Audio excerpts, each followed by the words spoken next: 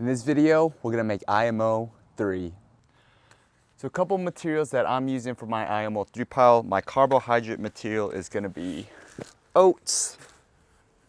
We got rice bran, wood chips for our carbon material. We have our IMO 2 collection, brown rice vinegar, OHN, fermented plant juice, humic acid, and seawater. Some things that will help on this pile is a compost thermometer. This is the one I'm using.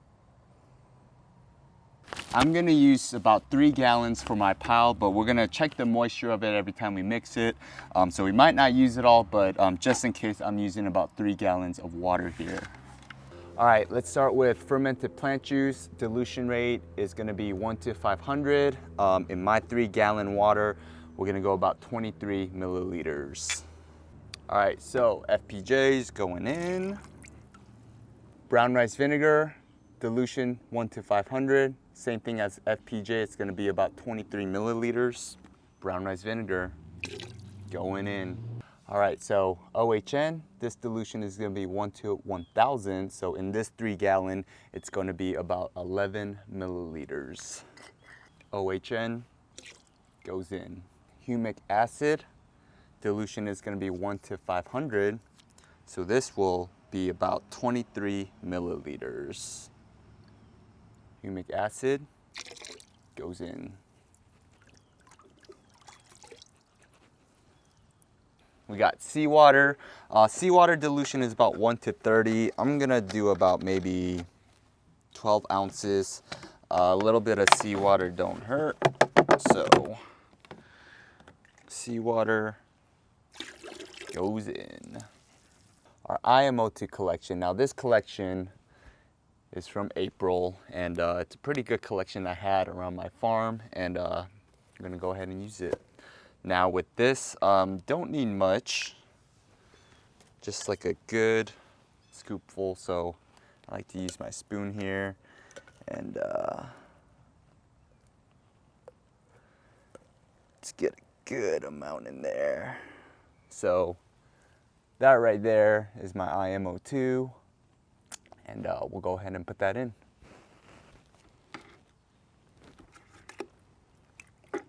So go ahead and stir all that together.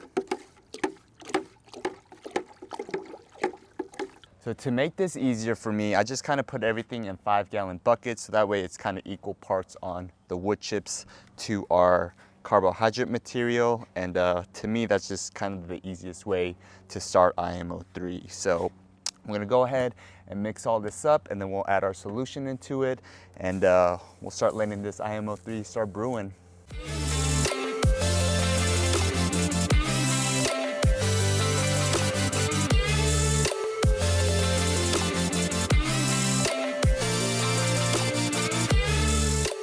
All right, so at this point, I just kind of like making a hole in the middle, so that way when we're starting to add the liquid, we can kind of cover the whole area of this IMO 3 pile. So, and then from there, we're just gonna kind of turn it again a little bit.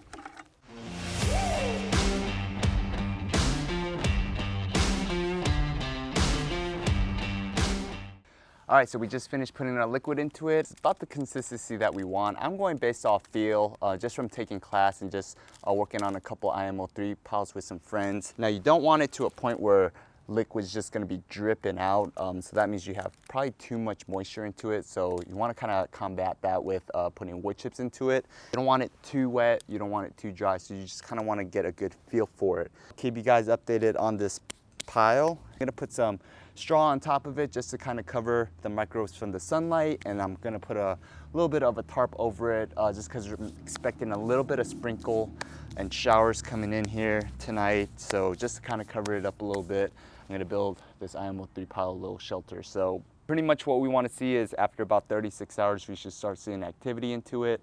And from there, we're just gonna kind of turn it every 24 hours. Or if we see the temperature start spiking up a little bit more over than 120 degrees, that's when we want to turn it. So ideally, our temperatures, we want about 110, 120 is what I always found to be kind of a good general rule of thumb when we're working with IMO 3. So yeah, we'll see how it goes throughout the week. We are gonna check on this IMO 3 pile. It's been about 36 hours, and usually that's when we start noticing a change in temperature. It's when it starts getting active. So let's check on this pile. All right, check that out. Our pile is right at about 120 right now, so that means it's cooking. Usually we want to turn it now. I'm gonna turn my pile every 24 hours. If I notice my temperature is getting a little bit above 120, I'm gonna go ahead and turn it just in case. We don't want our pile to get anywhere after 120 degrees because that's not gonna be good. So I'm gonna go ahead and turn it. I'll show you guys how I'm turning it, but good sign so far. It's exciting stuff. All right, so basically what we're looking for, you'll see all this white fuzzy stuff, and that's some really awesome fungal growth that we're looking at. Yeah, this pile is cooking. It's looking good.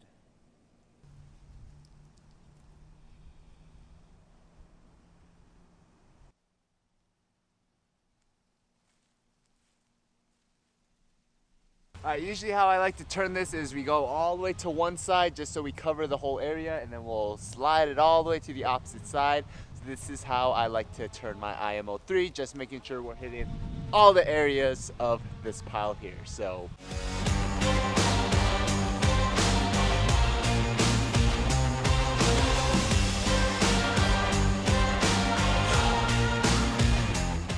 alright, so we did our first turn. Generally, I'm going to keep my eye out on this pile. If I see that this pile gets about 110 to 120, by the end of the night, I'm going to go ahead and get a second turn in there just in case, because like I said, I don't want this pile to get over 120 degrees. But pretty much a general rule of thumb is every 24 hours, we're just going to turn this beautiful pile. And yeah, it's looking good so far. Let me show you this quick chunk of just fuzz that I just saw. Look at that. Yeah, cool, IMO 3. All right, so I want to show you guys our IMO 3 update. This is about day 5, and let's see how active it's getting. All right, so what we'll start noticing is these little aggregates forming, and you'll see these little white fungal blooms here. These little white spores, and that's what we're looking for, and that's how we kind of know that this IMO 3 is working. Is just this beautiful clump of just microbial activity going on. Let's try to zoom in on that. And yeah, that's kind of how we know it's a good sign.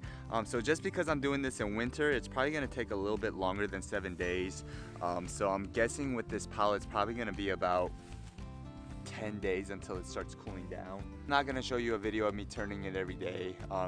Just a general rule, like I said, every 24 hours, you just generally want to turn it and make sure that temperature is not over 120. So like I said, once you start seeing these little aggregates coming in, usually you know it's a pretty good sign. Thank you guys for watching my IMO 3 video. I hope it helped you out. I know it's a complicated process, but for me, the more I'm doing it, the more I feel better and confident going into IMO. If you're still confused about what exactly IMO is, it's just bringing a collection of microorganisms and introducing it to where we are growing. Check out my teacher, Chris Trump. He has a great plethora of natural farming resources that help me out, which will definitely help you out. And definitely check out a course if you can. I know he has a couple coming up. Happy growing, everybody. Happy IMO. If you're going into the process, I wish you the best of luck, and remember, it's okay to fail. Go for it, but unless you do it, you won't really know where you're gonna go wrong with it. So you can plan for it all day, but you know, at the end of the day, you gotta just go for it and kick it into gear. Share with me your natural farming journey, and let's grow some food together.